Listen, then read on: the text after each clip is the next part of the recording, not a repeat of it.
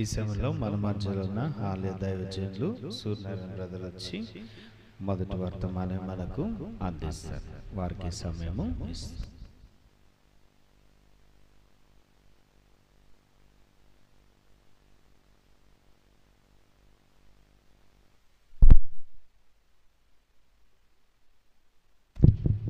ప్రార్థన చేసుకుందాం. సమూయేలు ప్రవక్తని సౌలు కుమారుడు ఆయన కలవడానికి వెళ్ళినప్పుడు ఏమంటాడు సౌలు కుమారుడు, మనం దైవజన్ని కలవాలంటే మన దగ్గర ఏమీ లేదంట. అయితే నేను గుర్తు చేసిన మాట, మీరు రెగ్యులర్గా వస్తున్నారు. I appreciate you.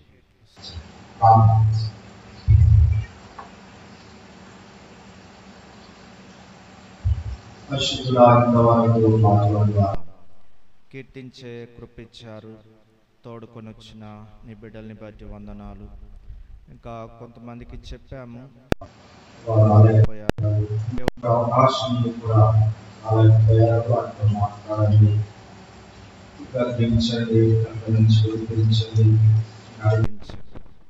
ఓ ప్రభా, మరి కొద్ది సమయం నీ వాక్యాన్ని ధ్యానిస్తున్నాం.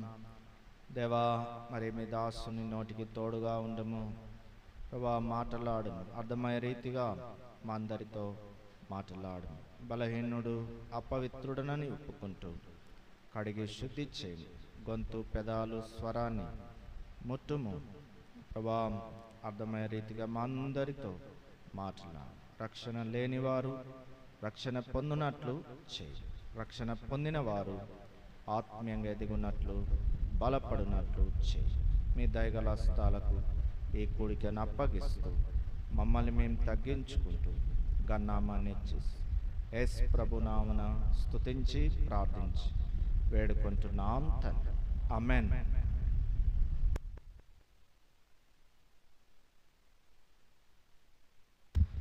ఈరోజు నేను మొదటి కీర్తన నుండి మాట్లాడాలనుకుంటున్నాను. ఎవరైనా నేను చూడకుండా చెప్తాను మొదటి కీర్తన అంతా అన్నవారికి అవకాశం. ఇజ్రాయెల్ చేయెత్తాడు, చెప్పండి.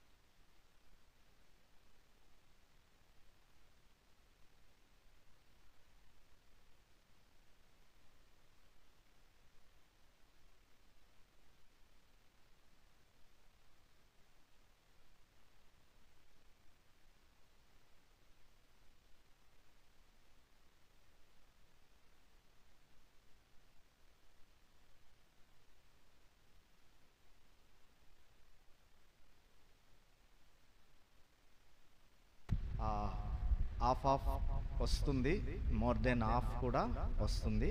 కాకపోతే మీకు కొంచెం ముందే నేను చెప్తే అది మీరు కంటతా కూడా పెట్టుకొని వచ్చేవారు. మంచిది. కీర్తన 1 మార్చి చదువుకుందాం. కీర్తనల గ్రంథం 1వ కీర్తన మార్చి చదువుకుందాం.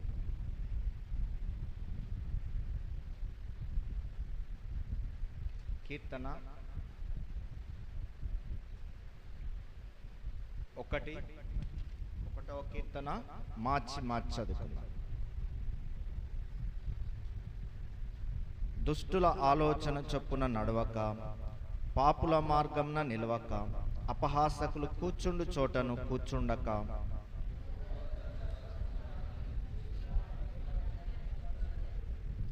అతడు నీటి కాలువల యోరను నాటబడినదై ఆకు వాడక తన కాలమందు ఫలమిచ్చు చెట్టు వలె ఉండును. అతడు చేయనిదంతయు సఫలమగు. కాబట్టి న్యాయ విమర్శలో దుష్టులను, నీతిమంతుల సభలో పాపులను నిలువరు.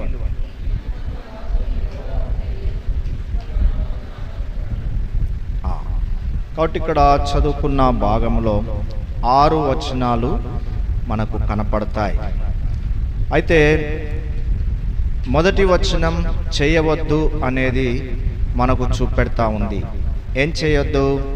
దుష్టుల ఆలోచన చొప్పున నడవవద్దు, పాపుల మార్గమున నిలవవద్దు, అపహాసకులు కూర్చుండు చోటను కూర్చుండవద్దు అని చెబుతా ఉన్నది. కాబట్టి దుష్ట ఆలోచన మంచిది కాదు. ఏ ఆలోచన? దుష్టుల ఆలోచన ఏం చేస్తుందట? దుష్టుల ఆలోచన మార్గము వారిని, చివరి లైన్, దుష్టుల మార్గము నాశనమునకు నడుపును. ఏమని రాయబడింది? దుష్టుల మార్గము ఎక్కడికి? మరి నాశనానికి నడుపుతుంది.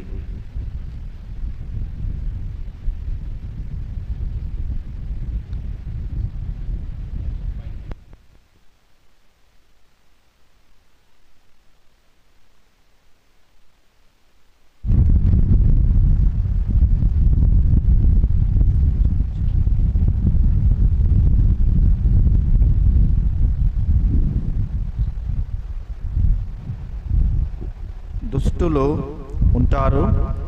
అయితే దుష్టుల ఆలోచన ఏంటంట? మంచిది కాదు అని బైబిల్ చెప్తా ఉంది. ఏంటిది మంచిది కాదు? దుష్టుల ఆలోచన మంచిది కాదు. ఇంకేమనుంది బైబిల్లో? దుష్ట సాంగత్యము మంచి నడవడిని చెరుపును అని బైబిల్లో రాయబడి ఉన్నది. దుష్టుల అంతమును గురించి మనం చూసినప్పుడు వారి అంతము ఏమైందమ్మా? నాశనమే, పతనమే అని దేవుని వాక్యంలో మనం చదువుకుంటాం. ఉదాహరణకు నోవాహు కాలంలో ఎలా ఉంది? ప్రజలందరూ కూడా దారి మళ్ళారు. వారంతా కూడా మార్గాన్ని చెరిపి వేసుకొని ఉన్నారు. ఆ సమయంలో దేవుడు ఏం తీసుకొచ్చాడు వారి మీదకి? జల ప్రళయం తీసుకొచ్చినట్లుగా పేతురు పత్రికలో కూడా ఉంది. పేతురుకు రాసిన రెండవ పత్రిక 2వ అధ్యాయం 5వ వచనం చదువుకుందాం. మరియు ఆయన పూర్వకాలమందున్న లోకమును విడిచిపెట్టక భక్తిహీనుల సమూహం మీదికి జలప్రలయం రప్పించినప్పుడు నీతిని ప్రకటించిన నోవాహును మరి 7 కాపాడెను. అలాగే తర్వాత వచ్చును. మరియు ఆయన సొదొమ గొమొర్రా పట్టణములను భస్మం చేసి ముందుకు భక్తిహీనులగు వారికి వాటిని దృష్టాంతముగా ఉంచుటకై వాటిని నాశనము చేసెను. చాలు. నోవాహు కాలము కానీ లోతు కాలము కానీ మనము చూస్తే అక్కడ భక్తి కనపడదు. ఏం కనపడుతుంది మనకు? భక్తిహీనత, దుష్టత్వము, చెడు. నరుల హృదయంలోని ఆలోచన ఎల్లప్పుడూ కేవలము చెడ్డదిగా ఉన్నది అని దేవుడు చూసి తాను మనుషులను చేసినందుకు సంతాపపడి హృదయంలో నొచ్చుకున్నాడు అని ఆదికాండం 6వ అధ్యాయంలో చదువుకుంటాం. మొదటిగా దుష్టుల ఆలోచన అది మంచిది కాదు. ఆ ఆలోచన చొప్పున ఎవరైతే నడుచుకుంటారో అది నాశనానికే వెళ్తుంది అని నేర్చుకున్నాం. రెండవది, పాపుల మార్గమున నిలవక అంటా ఉన్నాడు. ఏం చేయదట? నడవవద్దు. రెండవది, నిలవవద్దు. ఇక్కడ పాపుల మార్గం. కాబట్టి మరి లోకంలో అందరూ కూడా ఏ మార్గంలో ఉన్నారనే చెప్పుకోవచ్చు? అందరూ పాపులే, అంటే పాపుల మార్గంలోనే ఉంటూ ఉన్నారు. కానీ యేసు ప్రభు వచ్చింది తన మార్గంలో, జీవ మార్గంలో, పరిశుద్ధ మార్గంలో ఆయన నడిపించడానికి. ఎవరైతే ఆయన వైపు తిరుగుతున్నారో వారేమవుతున్నారంటే పరిశుద్ధులు అవుతా ఉన్నారు. పాపాన్ని విడిచిపెట్టి పాప జీవితానికి స్వస్తి చెప్పి ప్రభు యొద్దకు వస్తున్నారో వారు పరిశుద్ధులు అవుతా ఉన్నారు. మూడవది, అపహాసకులు కూర్చుండు చోటను కూర్చుండక అని రాయబడింది. కాబట్టి నీవు అపహసించకపోవచ్చు, కానీ వారి యొద్ద కూర్చుంటే నిన్ను కూడా ఏమనుకుంటారండి? ఒక అపహాసకుడే అనుకుంటా ఉంటారు. కాబట్టి అపహాస్యము చేసే జాబితాలో మనం ఉండవద్దు. సాధారణంగా యవనస్తులకు ఏంటి ఉంటుంది చెప్పండి? గేలి చేయాలి, టీజింగ్ అంటారు కదా, టీజింగ్. ఇదివరకు చాలా అది భయంకరంగా ర్యాగింగ్ ఉండేది. తద్వారా కొంతమంది ప్రాణాలను కూడా కోల్పోయారు, సూసైడ్ చేసుకొని ఆ ర్యాగింగ్ టీజింగ్ భరించలేక చనిపోయారు. కానీ దేవుని బిడ్డలు అలాంటి వాటిల్లో కూడా పాల్పొందు, అలాంటి చోట మనం కూర్చుండవద్దు. 2వ రాజుల గ్రంథంలో అక్కడ ఎలీషాను వారు అపహసించారు అని రాయబడి ఉంది. 2వ రాజుల గ్రంథం 1వ అధ్యాయం 23వ వచనం నుండి చదువుకుందాం. 2వ రాజులు 1:23. అక్కడ నుండి అతడు బేతేలునకు ఎక్కి వెళ్ళెను. అతడు త్రోవను పోచుండగా బాల్రు పట్టణంలోనికి వచ్చి బోడివాడ ఎక్కిపొమ్మని అతన్ని అపహాస్యము చేయగా అతడు వెనుకకు తిరిగి వారిని చూచి యెహోవా నామమును బట్టి వారిని శపించెను. అప్పుడు 2 ఆడు ఎలుగుబంట్లు అడవిలో నుండి వచ్చి వారిలో 42 బాలురను చీల్చివేసెను. చాలు. కాబట్టి ఇక్కడ మనం చదువుకుంటే ఎలీషాను కొంతమంది పిల్లలు వచ్చి ఏమని అంటున్నారమ్మా? బోడివాడ అంటా ఉన్నారు. బహుశా ఆయనకు మొత్తం ఈ తల అంతా కూడా ఏమవుతుంది? బాల్డ్ హెడ్ ఉంటుంది అన్నట్టు. నాకేమో సగం వచ్చింది, బహుశా ఎలీషా గారికి పూర్తిగా వచ్చి ఉంటుంది. అందుకని ఏమంటున్నారు? బోడివాడ. కానీ ఎవరైనా ఒక ప్రవక్త, ఒక పెద్ద ప్రవక్త, ఆయన అలా అనడానికి పెద్దవారైనా చిన్నవారైనా అపహసించడానికి వీళ్ళే. తద్వారా ఏమైందంట? శపించాడు ఎలీషా. మరి ఆడు ఎలుగుబంట్లు వచ్చి 2 ఎంతమందిని చంపివేసినాయి? 42 బాలురను చీల్చివేసినట్లుగా మనం చూస్తాం. ఎంతమందిని? 42 మంది అబ్బాయిలు బాలురు చనిపోయినట్లుగా మనం చూస్తాం.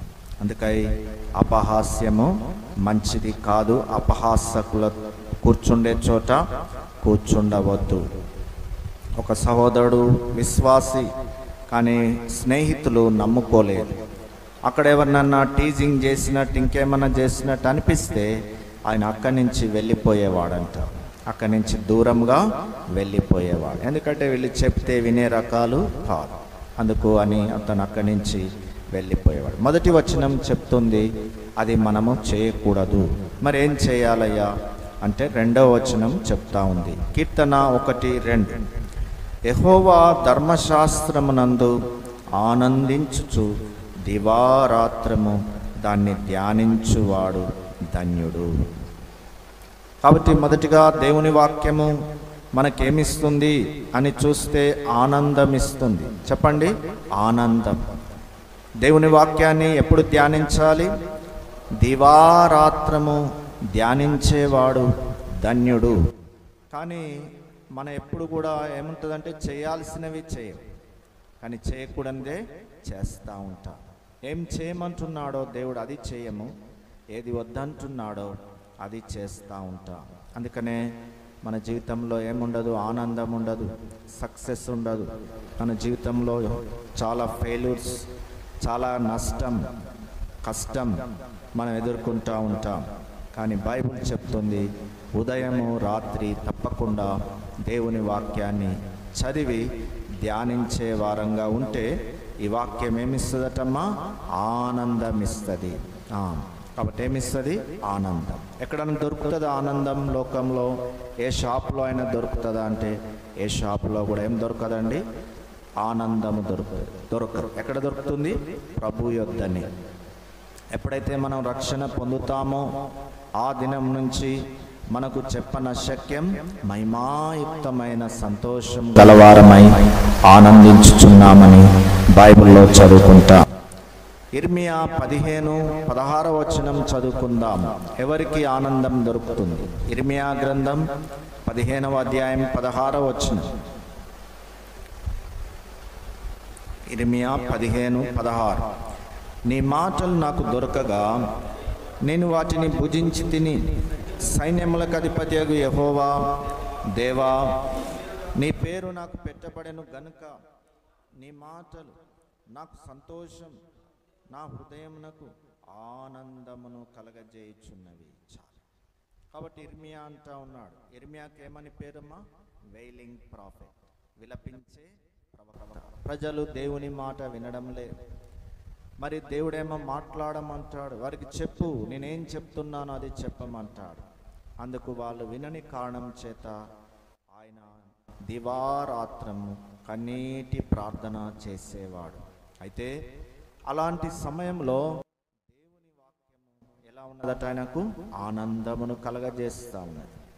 ఒక ఆమె ఇలా వాక్యాన్ని తినాలా అని అంటే ఆమె రోజుకొక పేజీ తింటా ఉందట. ఆదికాండం ఒక్కొక్క పేజీ తిని ఓ రోజు పాస్టర్ గారు, మీరు చెప్పినట్టే చేశాను, నాకు బాగా కడుపు నొప్పి వస్తుందని. కడుపు నొప్పి అని సరే ప్రార్థన చేసి పంపించాడు. కానీ మళ్ళీ వచ్చి మీరు చెప్పినట్టే వాక్యం తింటున్నానయ్యా అన్నదంట. ఏమ్మా బైబుల్ని ఏమన్నా పేజీలు తింటా? అవునయ్యా, ఆదికాండం అంతా అయిపోయింది అన్నదట. అమ్మ అది కాదు తినడం అంటే, చదివి ధ్యానించడం అమ్మా అని చెప్పినట్టు.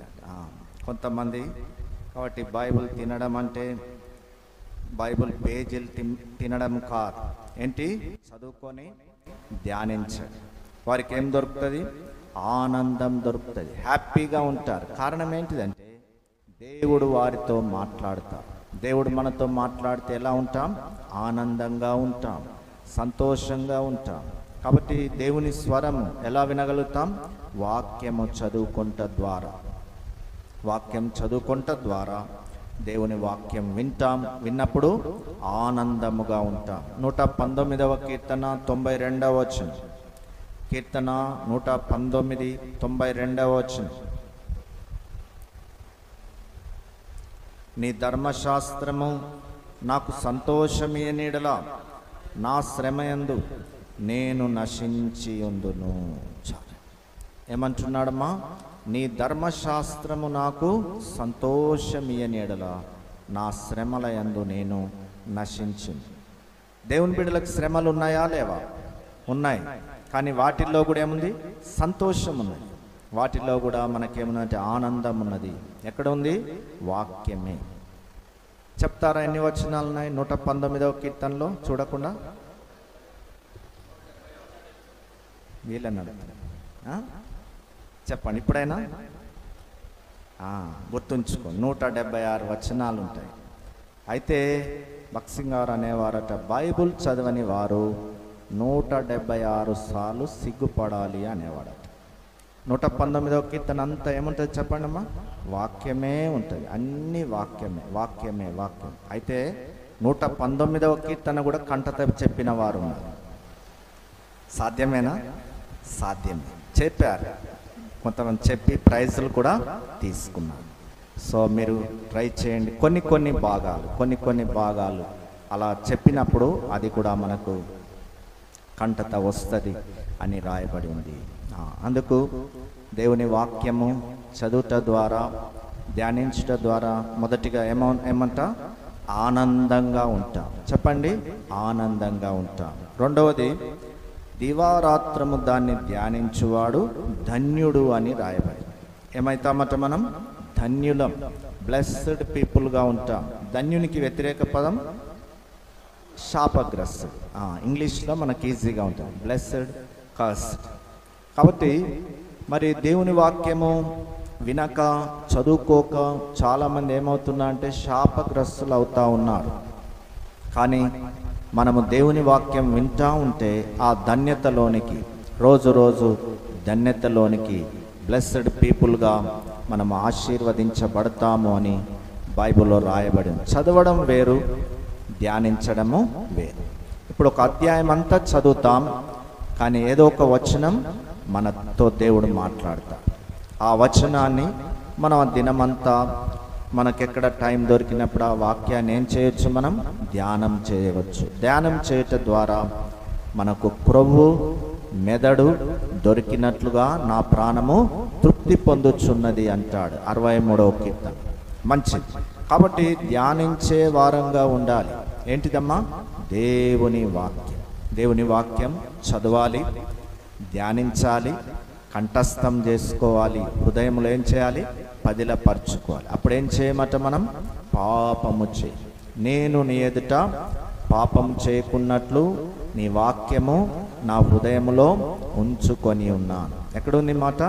కీర్తన 119:11. Very good. 119వ కీర్తన 11లో ఆ వాక్యం ఉందన్నట్టు. ఏంటిదట? ఎక్కడ ఉండాలి? మన హృదయంలో ఉండాలి. ఒక భక్తుడు బైబిల్ మీద ఇలా రాసుకున్నాడు, this book will keep you from sin, sin will keep you from this book.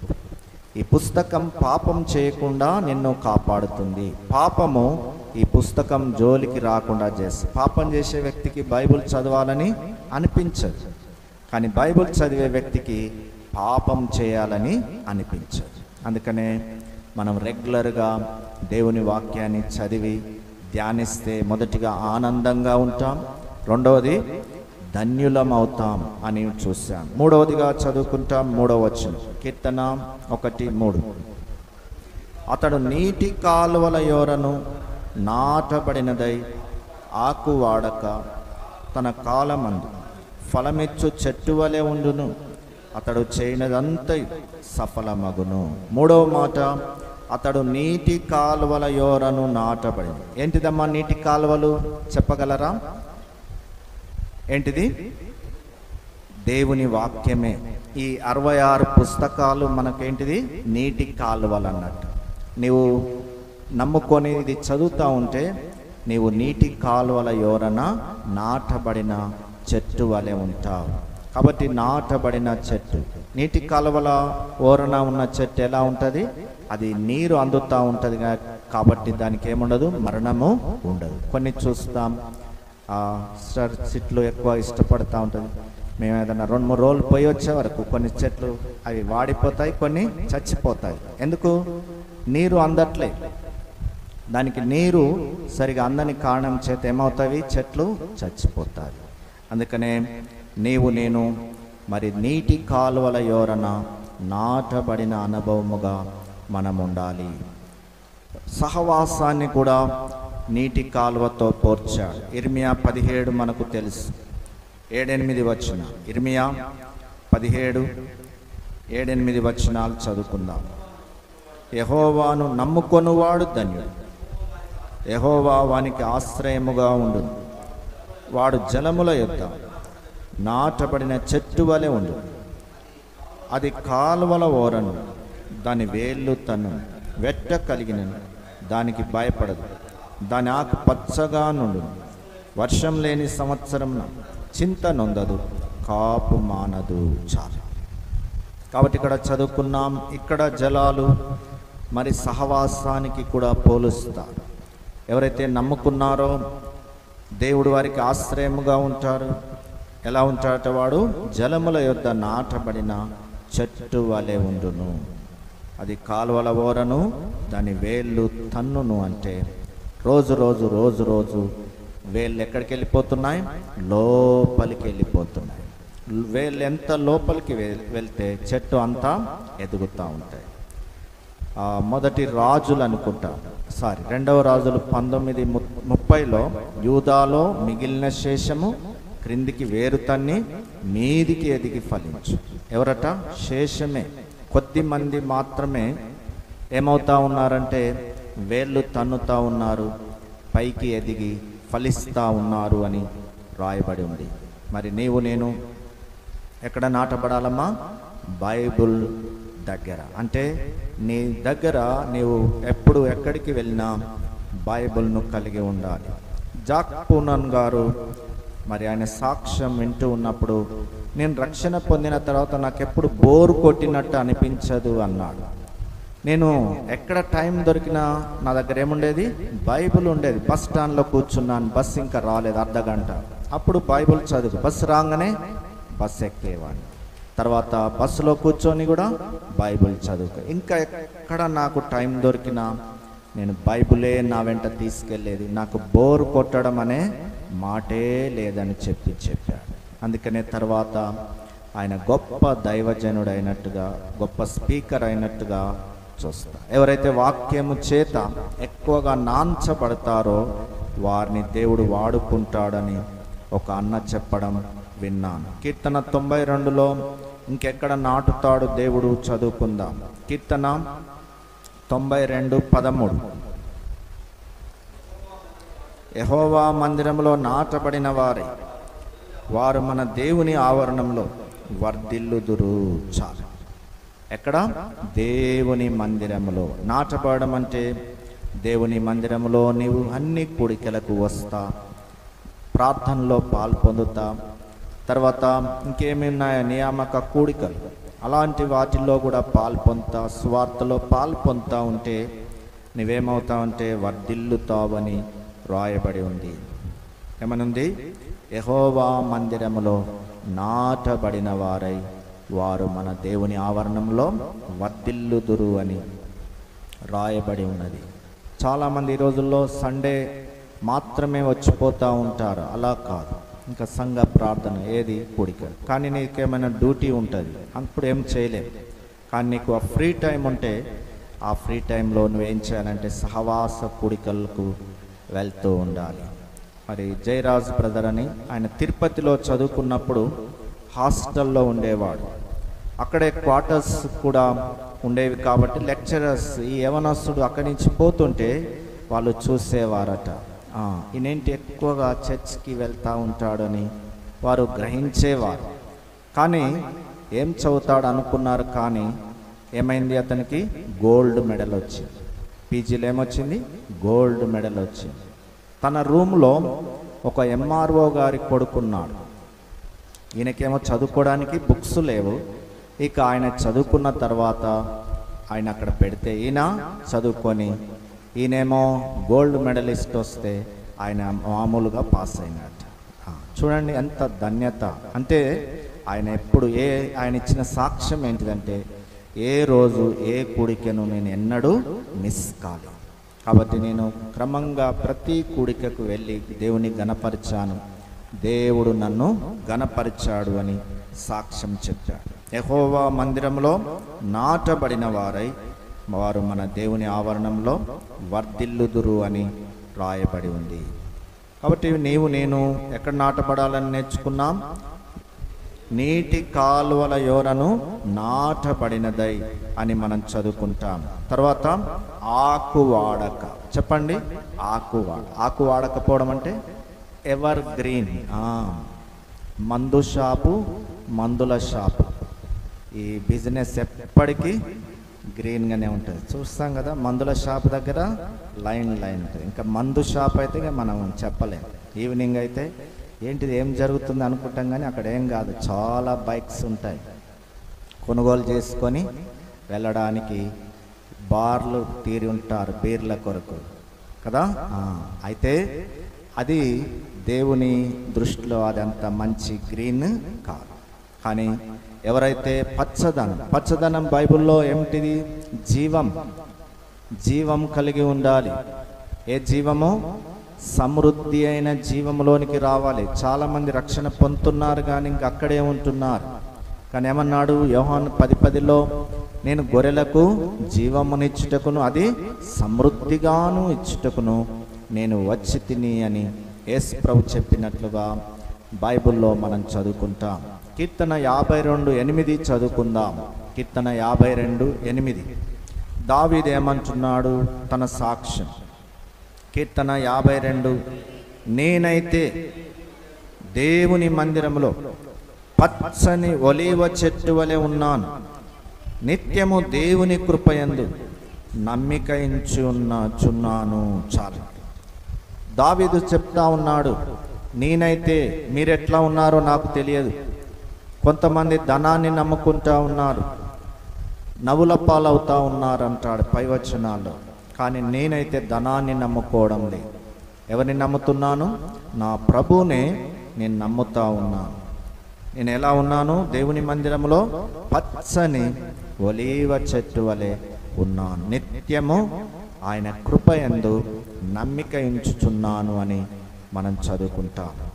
ఎవరైతే రక్షణ పొందుతారో వారు జీవం కలిగిన వారని ఎలా మనం గుర్తుపెట్టగలమంటే, వర్షము రాని, ఎండ రాని, ఇంకేమి రాని, వడగండ్లు రాని, వారు దేవుని సహవాసంలో వారు ఉంటారు. ఎక్కువ మందిరం అంటే, సహవాసం అంటే ఆశతో వారు పరిగెడుతూ ఉంటారు. వారికి ఎవరు ఫోన్ చేయక్కర్లే, ఇన్ఫార్మ్ చేయక్కర్లే. వారికి తెలుసు నియామక కూడికలు కానీ సువార్త కానీ వాటికి వారు ఏం చేస్తూ ఉంటారు, పరిగెత్తుతూ ఉంటారు.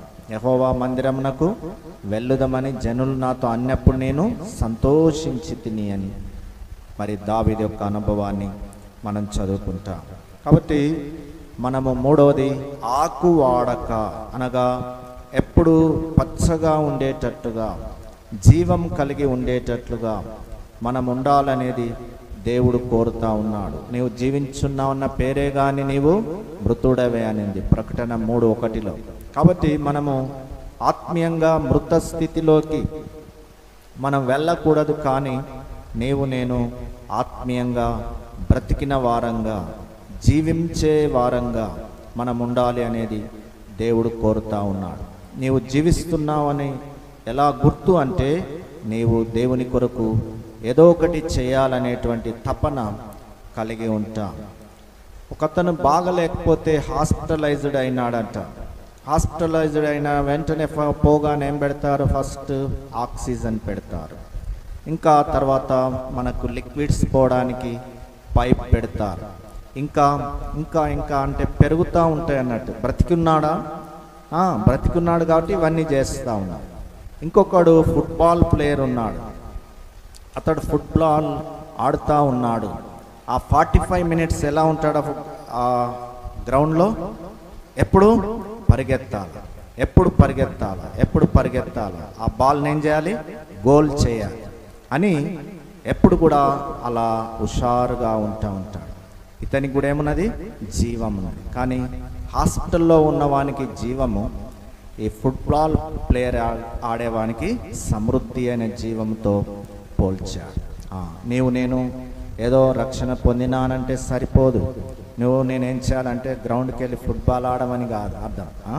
అంటే దేవుని కొరకు నువ్వు ఏదో ఒకటి చేస్తూనే ఉండాలి. నీ చదువా, నీ పని, ఏదో ఒకటి నువ్వు చేస్తూనే దేవుని కొరకు ఈ దినం ఎలా గడుపుకోవాలి, ఎవరికి దేవుని మాటలు చెప్పాలి, ఎవరిని బలపరచాలి, అలా మన జీవితం ఉండాలి అనేది మనం ఇక్కడ నేర్చుకుంటాం. ఏమంటా, ఆకు వాడక, తర్వాత తన కాలమందు ఫలమిచ్చు చెట్టు వలె ఉండును. ఎలా ఉంటాడమ్మా, తన కాలమందు ఫలమిచ్చు చెట్టు వలె ఉంటాడు. మనకు తెలుసు మార్కు సువార్త 11వ అధ్యాయంలో ఒక చెట్టు ఉన్నది. ఏం చెట్టు అమ్మా, అంజూరపు చెట్టు. యేసయ్య ఆకలి కొని దాని దగ్గరికి వెళ్తే ఎన్ని కాయలు ఉన్నాయి, ఏమీ లేదు. ఆకార పుష్టి, నైవేద్య నష్టి అన్నట్టుగా ఉంది. అప్పుడు యేసు ప్రభు ఆ చెట్టును ఏం చేశాడు, శపించి వేశాడు. తెల్లారి అదే మార్గమును యేసు ప్రభు శిష్యులు వస్తూ ఉంటే పేతురుకు రికలెక్ట్ చేసుకున్నాడు. ఈ చెట్టే కదా నిన్న ప్రభు శపించింది అని ప్రభువుకు గుర్తు చేసి అంటున్నాడు. ఇదిగో ప్రభువా, నువ్వు శపించిన చెట్టు ఎండిపోయిందంటే ఏమన్నాడు, మీరు దేవుని యందు విశ్వాసం ఉంచండి. ఎవడైనా ఈ కొండను చూచి ఎత్తబడి నువ్వు సముద్రంలో పడవేయబడమని చెప్పి సందేహింపక చెప్పితే అది చెప్పినది జరుగుతుంది అని ప్రభు చెప్పినట్లుగా చూస్తాం. మత్తయి సువార్త 3:10లో ఏ చెట్టు కొట్టివేయబడుతుందో చూద్దాం. మత్తయి సువార్త 3:10, ఇప్పుడే గొడ్డలి చెట్ల వేరున ఉంచబడి ఉన్నది గనుక మంచి ఫలం ఫలింపని ప్రతి చెట్టును నరకబడి అగ్నిలో వేయబడును. చాలా కాబట్టి చాలామంది బాప్తిసం తీసుకోవడానికి వచ్చారు, పరిసయ్యులు, సుంకర్లు. అయితే వారితో అంటా ఉన్నాడు, సర్ప సంతానమా, రాబో ఉగ్రతను తప్పించుకొంటకు మీకు బుద్ధి చెప్పిన వాడెవడు, మారు మనసునకు తగిన ఫలము ఫలించుడి అని చెప్తూ, ఇప్పుడే గొడ్డలి చెట్ల వేరున ఉంచబడి ఉన్నది, మంచి ఫలం ఫలింపని ప్రతి చెట్టును మరి నరకబడి అగ్నిలో వేయబడును. ఈ వచనము ద్వారా మన సహోదరుడు సాదోకు బ్రదర్ రక్షణ పొందినట్లు చెప్తారు. తనేమో సినిమాకు పోవాలనుకున్నాడట. మరి గ్యాబ్రియల్ బ్రదర్ అనుకుంటా ఏం చేశాడు, సరే కానీ ఈరోజు ఇక్కడ ప్రార్థన అవుతుంది, ఇటు వెళ్దాం రా అని చెప్పానంటే ఇక ఏదో తప్పదు అన్నట్టుగా వచ్చాడట. అయితే ఆ రోజు శాంతి కుమార్ అన్న ఈ వాక్యం చెప్తా ఉంటే, ఇప్పుడే గొడ్డలి చెట్ల వేరున ఉంచబడి ఉన్నది అనే మాట అతన్ని తాకింది. తన హృదయాన్ని ప్రభుకిచ్చాడు. పాపాలు ఒప్పుకొని దేవుని బిడ్డ అయి తర్వాత తన పాత జీవితానికి, సినిమాలకు, వీటన్నిటి కూడా స్వస్తి చెప్పి తాను తర్వాత దేవుని సేవకు వచ్చినట్లు మీకు తెలుసు. ఏమంట, మంచి ఫలం ఫలించకపోతే ఏం చేస్తాట, మరి దాన్ని కొట్టివేస్తాడు. నేను కూడా మంచి ఫలాలు ఫలించాలి. రెండవది ఎలా ఫలించాలి, బహుగా ఫలించాలి. యోహాను 15:8 మీరు బహుగా ఫలించుట వలన నా తండ్రి మహిమపరచబడును అని రాయబడింది.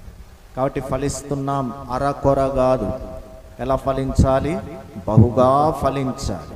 మాకు ఒక మునగ చెట్టు ఉండేది, ఇప్పుడు ఒక రూమ్ వేసి తీసేసాం.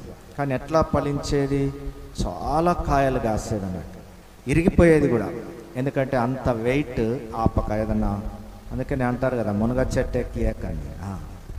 అయితే ఒకరోజు ఒక ఆయన వచ్చి, అయ్యా ఇవి తినే కాయలేనా అని అడిగినాడు అన్నట్టు. ఆయనకు డౌట్ వచ్చింది, ఇంతగానం కాస్తున్నాయంటే ఇది నిజంగా తింటారా తినరా అని.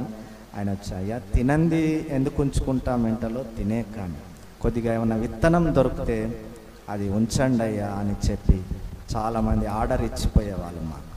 సరే ఇప్పుడు అది కనపడతలేదు, సరే ఆ విత్తనాలు అయితే వేరే వేరే చోట్ల ఉన్నాయి, మంచిది అంటే మంచి దాన్ని ఎవరమైనా కోరుకుంటారు. నేను కూడా ఏం ఫలించాలి, బహుగా ఫలించాలి. ప్రకటన గ్రంథంలో ఏమందంటే నెలకు ఫలించాలి. ప్రకటన 22, ప్రకటన గ్రంథం 22:2 ఆ పట్టణపు రాజవీధి మధ్యలో ప్రవహించుట ఆ దూత నాకు చూపెను. ఆ నది యొక్క ఈవలను ఆవలను జీవవృక్షం ఉండెను. అది నెలకు ఫలించుచు 12 కాపులు కాయను. చాలా ఎప్పుడు కాస్తుందమ్మా, నెల ప్రతి నెల అని చెప్పి బైబిల్లో మనం చదువుకుంటాం. కొంతమంది డిసెంబర్ మాసంలో ఫలిస్తారు, అంటే డిసెంబర్లోనే కనపడతారు. ఇక ఎందుకంటే ఇక ఎప్పుడు లేని పండగ జోరు, మళ్ళా జనవరి 1తో అయిపోతుంది అన్నట్టు. ఇంకా వాళ్ళ జోరు అంతా కూడా అయిపోతుంది. మళ్ళీ సంవత్సరంలో డిసెంబర్లో చూద్దామన్నట్టుగా వారు ఉంటారు. కానీ బైబిల్ అలా కాదు. ఎప్పుడట, ఎప్పుడు ఫలిస్తానే ఉంటుంది. ఆకు వాడక తన కాలమందు ఫలమిచ్చు చెట్టు వలె ఉండును. యోసేపును గురించి రాయబడి ఉంది. ఆదికాండం 49:22 అనుకుంటా. యోసేపు ఫలించెడి కొమ్మ, ఊట యొద్ద ఫలించెడి కొమ్మ. ఎందుకు ఫలిస్తున్నాడు, ఊట యొద్ద ఉన్నాడు. ఊట దేవుడే, దేవుని వాక్యమే. అలా ఎవరైతే వాక్యంతో వారు సమయం గడుపుకుంటూ ఉంటారో వారేమవుతారంటే వారు ఫలించే అనుభవంలో, ఎదిగే అనుభవంలో వారు ఉంటారు అని మనం చదువుకుంటాం. తర్వాత మాట ఏముంది, అతడు చేయునదంతయు సఫలమగును అని రాయబడి. అతడు చేయునదంత, ఎతడు వాక్యం చదివి ధ్యానించేవారు ఈ క్వాలిటీస్ అన్నీ కూడా ఉంటారు. ఆనందంగా ఉంటారు, ధన్యులుగా ఉంటారు, నాటబడిన వారుగా ఉంటారు, పచ్చగా ఉంటారు, తర్వాత ఫలమిచ్చి చెట్టు వలె ఉంటారు. తర్వాత అతడు చేయనదంతయు కూడా సఫలమవుతుంది అని బైబిల్లో మనం చదువుకుంటాం. కాబట్టి మనం యాడ్ వింటూ ఉంటాం, నేను ఇంత ఆడడానికి, బలంగా ఉండడానికి బూస్ట్ ఈజ్ మై ఎనర్జీ అని వాళ్ళు చెప్తూ ఉంటారు.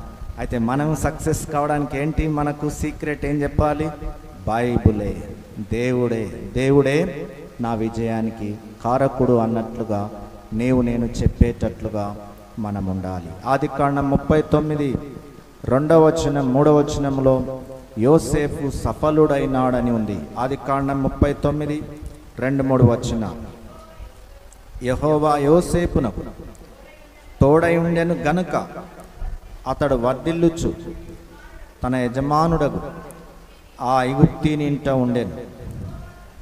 యెహోవా అతనికి తోడై ఉండెను గనుక అతడు చేసినదంతయు అతని చేతిలో యెహోవా సఫలము చేసెనని అతని యజమానుడు చూచినప్పుడు యోసేపు మీద అతనికి కటాక్షము కలిగెను గనుక అతని యొద్ద పరిచర్య చేయువాడాయను. చాలండి. కాబట్టి ఇక్కడ దేవుని వాక్యాన్ని చదివి ధ్యానించే వారికి దేవుడు సఫలత ఇస్తాడు. రెండవది, దేవుడు తోడుగా ఉంటే మనం తప్పకుండా ఏమవుతాం? సఫలత చూస్తాం. దేవుడు తోడు లేకుండా మనం ఏమీ కూడా చేయలేం. మనకు తెలిసి నాకు వేరుగా ఉండి మీరేమీ చేయలేం. కాబట్టి దేవునికి వేరుగా మనము ఏమీ కూడా చేయలేం. పరాయి దేశంలో ఉన్నాడు, ఒంటరిగా ఉన్నాడు, నాను వారెవరు కూడా లేరు. కానీ దేవుడు ఒక్కడు ఆయనకు తోడుగా ఉన్నాడు. అందుకని ఏమవుతా ఉన్నాడు? అతడు వచ్చినప్పటి నుంచి ఆ ఇంటిలో ఏం కలుగుతుంది? ఇంటిలో, పొలంలో మరి అన్ని సక్సెస్సే. కొంతమంది లెగ్ అంటారు కదా, ఐరన్ లెగ్ అంటారు. వాడు లెగ్ పెట్టినాడు, కథం, ఆ కంపెనీ పని, ఆ ఇన్స్టిట్యూషన్ పని, ఆ తర్వాత ఆ ఇంటి పని అయిపోయింది అని అనుకుంటాం. కానీ దేవుని బిడ్డలు మనము పెట్టే పాదమల్లా కూడా నేతిలో పడేటట్టుగా మనల్ని బట్టి ఏం చేయాలి? ఇతరులకు ఆశీర్వాదం వెళ్ళాలి. కాబట్టి ఇతడు ఏ పని చేసినా, ఏ పంట వేసినా అది చాలా ఫలిస్తూ ఉంది. అందుని బట్టి యోసేపునకు ప్రమోషన్ వచ్చింది. ఏంటిదా promotion? Supervisor. Whole and soul నువ్వే చూసుకోవాలి బాబు అని చెప్పి అప్పగించాడు. కనుక శోధన వచ్చింది. యోసేపును మరి పోతీఫర్ భార్య శోధించింది. కానీ ఏం చేశాడమ్మా? పారిపోయినా. పాపంలో పడలేదు, కానీ అక్కడి నుంచి పారిపోయినట్లుగా జైల్లో వేయబడ్డాడు చేయని నేరానికి. అక్కడ ఉన్నాడా దేవుడు తోడుగా ఉన్నాడని బైబిల్లో రాయబడింది. చెరసాలలో కూడా దేవుడు అతనికి తోడుగా ఉన్నాడు. దేవుడు విడిపించి ఏం చేశాడు? అతన్ని ప్రధానమంత్రినిగా చేశాడు. రాజు తర్వాతి రాజునుగా చేసి అతనికి బంగారు గొలుసు వేసి రథం మీద ఎక్కించి అతన్ని ఊరేగించినట్లుగా ఉంది బైబిల్లో. దేవుడు తగిన సమయంలో హెచ్చిస్తాడు. దేవుడు నీకు తోడుగా ఉంటే తప్పకుండా నువ్వు సఫలత చూస్తావు అని రాయబడి ఉంది. కీర్తన 57:2. కీర్తన 57:2. మహోన్నతుడైన దేవునికి, నా కార్యము సఫలము చేయు దేవునికి నేను మొరపెట్టుచున్నాను. చాలండి. నీవు ప్రార్థించే వ్యక్తివిగా ఉండాలి. బైబిల్ చదవడం మాత్రమే కాదు, ఏం చేయాలట? మన కార్యం సఫలం కావాలంటే ప్రార్థన చేయాలి. ఏమంటారు? పక్షికి 2 రెక్కలు ఎంత ప్రాముఖ్యమో వాక్యము, ప్రార్థన. ఇది ఏ విశ్వాస జీవితంలో ఉంటేవో తప్పకుండా వారి ఏమైతే ప్రార్థన చేస్తున్నారో వాటిల్లో దేవుడు ఏమిస్తాడు? వారికి సఫలత ఇస్తాడు. అందుకనే దావీదు అంటున్నాడు, మహోన్నతుడైన దేవునికి, నా కార్యము సఫలము చేయు దేవునికి నేను మొరపెట్టుచున్నాను. నేను కూడా ప్రార్థించే వారంగా ఉండాలి. కాబట్టి లేవగానే దేవుని స్తుతించాలి. మనకిచ్చిన రక్షణ, మనకిచ్చిన కాపుదల, చేసిన మేళ్ళు, వాటిని బట్టి స్తుతించి ఇంకే అక్కర్లు ఉన్నాయో, ఏ సమస్యల గుండా వెళ్తున్నావో వాటన్నిటి కొరకు ప్రార్థించినప్పుడు దేవుడు తప్పకుండా మనం సఫలత చూస్తామని చదువుకున్నాం. మొదటి కీర్తనలో మనం చదువుకున్నాం, అతడు చేయనిదంతయు సఫలమగును అని రాయబడి ఉంది. అయితే 4వ వచనం చదువుకుందాం. దుష్టులు అలాగ ఉండక గాలి చెదరగొట్టు పొట్టు వలె ఉంటారు. చాలా దుష్టులు ఎలా ఉంటారట? గాలి చెదరగొట్టు పొట్టు. పొట్టు అంటే అది కాల్చి వేయడానికి అది పనికి వస్తుంది, కానీ ఇంకా దేనికి కూడా పనికి రాదు. కాబట్టి నో యూస్ అని మనం చూస్తాం. చెట్టు అయితే చదువుకున్నాం, అది ఫలాలు ఇస్తుంది, నీడనిస్తుంది, ఆక్సిజన్ ఇస్తుంది, చాలా ఉపయోగాలు ఉంటాయి. కానీ మరి దుష్టులు ఏంటంట? గాలి చెదరగొట్టు పొట్టు. వాళ్ళ అడ్రస్సే ఉండదు, వారు ఒక దానిలో స్థిరపడరు, వారు తిరిగే రాయిగా ఉంటారు. కానీ దేవుని బిడ్డలను దేవుడు ఒక చెట్టు వలె నాటి ఫలించేటట్టుగా, అభివృద్ధి పొందేటట్లుగా మన దేవుడు చేస్తాడు అని దేవుని వాక్యంలో మనం చదువుకుంటాం. దుష్టులు అలాగుండక గాలి చెదరగొట్టు పొట్టు వలె ఉంటారు. మనం ఎలా ఉండాలి? పొట్టు వలన చెట్టు వలె. చెట్టు వలె ఉండాలంటే యేసు ప్రభువుని నమ్ముకొని మన ఈ వాక్యాన్ని దివారాత్రం ధ్యానిస్తే మరి ఎన్ని వచ్చినాయి మనకు? ఆనందము, ధన్యత, నాటబడుట, తర్వాత ఆకువాడక, ఫలమించు చెట్టు, తర్వాత అతడు చేయనిదంతా సఫలం. 6 మాటలు వచ్చాయి, 6 దీవెనలు మనకు ఉంటాయి. మరి దేవుని వాక్యము చదవక మర్చిపోతే ఏమవుతుంది? హోషేయ గ్రంథం 4:6 వచనం చదువుకుందాం. హోషేయ గ్రంథం 4వ అధ్యాయము 6వ వచనం చదువుకుందాం. నా జనులు జ్ఞానం లేని వారై నశించుచున్నారు. నీవు జ్ఞానంను విసర్జించుచున్నావు గనుక నాకు యాజకుడవు కాకుండా నేను నిన్ను విసర్జింతును. నేను నీ దేవుని ధర్మశాస్త్రం మరిచితివి గనుక నేనును నీ కుమారులను మరుతును. చాలా ఏమని హెచ్చరిక ఉందమ్మా? నీవు గనుక ఈ బైబిల్ను మర్చిపోతే నేనేం మరుస్తా? నీ పిల్లలను మరుస్తా అంటున్నాడు. అంటే దేవుడే మనల్ని మర్చిపోతారట. దేవుడే మర్చిపోతే ఏమంటారంటే మన బ్రతుకు బస్ స్టాండ్ అంట. ఒక అబ్బాయిని వాళ్ళ అమ్మ కొడితే బస్ స్టాండ్కి పోయిందట. ఏంద్ర ఇక్కడున్నామంటే మా అమ్మ కొట్టిందంటే. అంటే ఎవరికి కూడా ఏంటి? బస్ స్టాండ్ అనేది ఒక ఆశ్రయం. ఏ ఆశ్రయం లేని వారికి బస్ స్టాండ్ ఒక ఆశ్రయం. మనం కూడా ప్రభువును మర్చిపోతే, ఈ వాక్యాన్ని మర్చిపోతే మన బ్రతుకు కూడా ఏమవుతుందట? బస్ స్టాండ్ అయితే. అందుకు ఎప్పుడు ఏం మరవద్దమ్మా? బైబుల్ మరవద్దు. ఎక్కడికి వెళ్ళినా, ఏ చోటికి వెళ్ళినా ఈ బైబుల్నే మనం గణపరిస్తే ఏం చేస్తాడు? దేవుడు మనల్ని గణపరుస్తాడు. 149వ కీర్తన 9, విధింపబడిన తీర్పు వారి మీద నడుపుటకు వారి చేతిలో 2 అంచులు గల ఖడ్గమును, తన భక్తులందరికీ ఘనత ఇదే. ఏంటిది ఘనత? బైబులే. అందుకు మన చేతుల్లో బైబుల్ ఉండాలి. ఎక్కడికి వెళ్ళినా బైబుల్ తీసుకువెళ్ళాలి, బైబుల్ చదవాలి, బైబుల్ ధ్యానించాలి, బైబుల్ కంఠస్థం చేయాలి. చేసినప్పుడు మనము ఈ 6 అనుభవాల్లో మనం పెరుగుతాం, బలపడతాం. కానీ బైబుల్ మర్చిపోతే దేవుడు మర్చిపోతాడని చెప్పాడు. దేవుడు మర్చిపోతే ఏం చేస్తాం? ఏమీ చేయాలి, మన వల్ల ఏమి కూడా కాదు. అందుకు నీవు నేను మరి చదవడం లేదేమో, సరిగా ధ్యానించడం లేదేమో, కంఠస్థం చేయడం లేదేమో. ఒకసారి గుర్తు చేసుకుందాం. దేవుడు మొదటి వచనం ప్రకారం చేయవద్దని చెప్పాడు. ఏంటిది మొదటి వచనం? దుష్టుల ఆలోచన చొప్పున నడవకూడదు, పాపుల మార్గమున నిలవకూడదు, అపహాసకులు కూర్చుండు చోట కూర్చుండకూడదు అని నేర్చుకున్నాం. కానీ ఎప్పుడైతే దేవుని వాక్యాన్ని చదివి ధ్యానించి కంఠస్థం చేసుకొని మన హృదయంలో పదిలపరుచుకుంటామో మన జీవితం తప్పకుండా ఆశీర్వాదకరంగా ఉంటుంది. మన ద్వారా కొంతమందికి ఆ ఆశీర్వాదం వెళ్తుంది అని మనం చూస్తాం. కానీ మనమే చదువుకోకపోతే, మర్చిపోతే అది మనకు శాపం అని కూడా రాయబడి ఉంది. హోషేయ 4:6 మాట ఉందా? ఈ జనులు జ్ఞానము లేని వారై నశించుచున్నారు.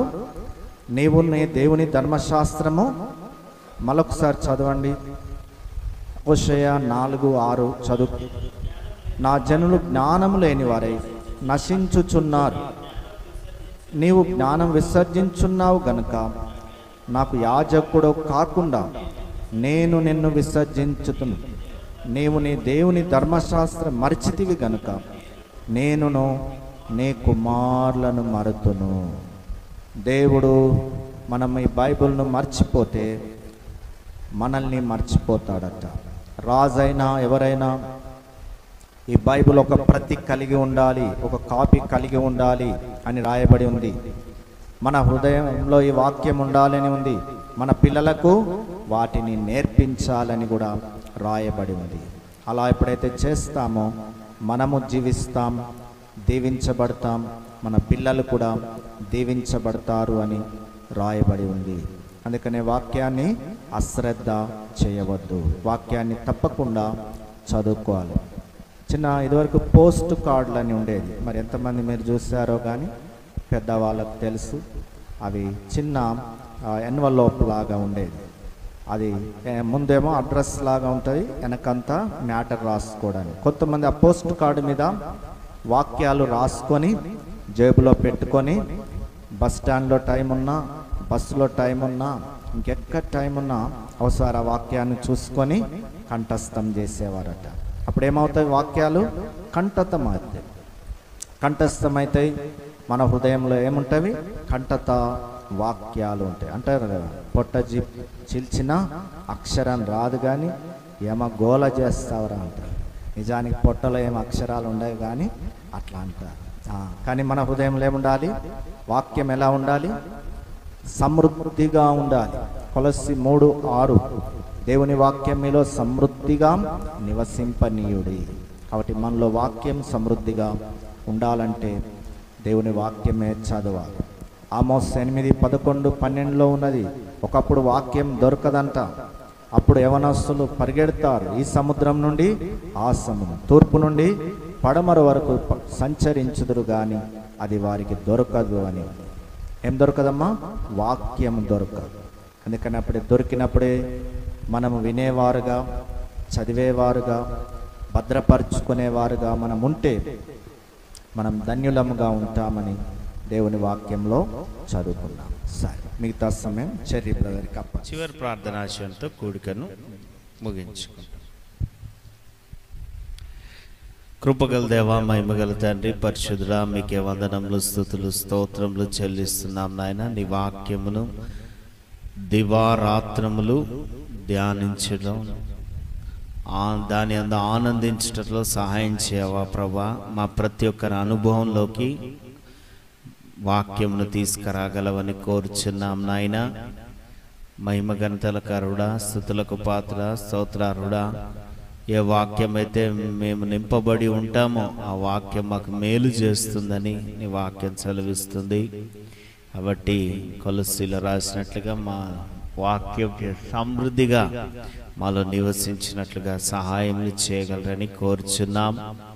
నీ వాక్యం అపవిత్రమైన తలంపులను మాలో నుంచి తరిమి కొడుతుందని, అటువంటి విధంగా మా వాక్యం ద్వారా నింపబట్టకు ఇక్కడ ప్రతి ఒక్కరు కూడా బైబిల్ స్టడీ చేసుకోవడానికి సాయం చేయండి. వాక్యమును యవనస్తులందరూ చక్కగా నేర్చుకోవాలని, బైబిల్లో ఎక్కడ ఏ విషయాలున్నా యవనస్తులు తెలవాలని నిర్వహిస్తున్న క్విజ్ కార్యక్రమాన్ని, దానికోసం ప్రయాసపడుతున్న బిడ్డల్ని కూడా దీవించి ఆశీర్వదించగలరని కోరుచున్నాం. ఈ ఉదయకాల సెషన్కి నడిపించిన బిడ్డలందరినీ దీవించండి. మధ్యాహ్నకాల సెషన్ని కూడా దీవించి ఆశీర్వదించగలరని కోరుచు నజరుడైన యేసునామమున ప్రార్థించేటి వేడుకొందనాలు చెల్లిస్తున్నాను మా ప్రియ పరలోకపు తండ్రి. ఆమేన్. అందరికీ వందనాలు. Praise the lord.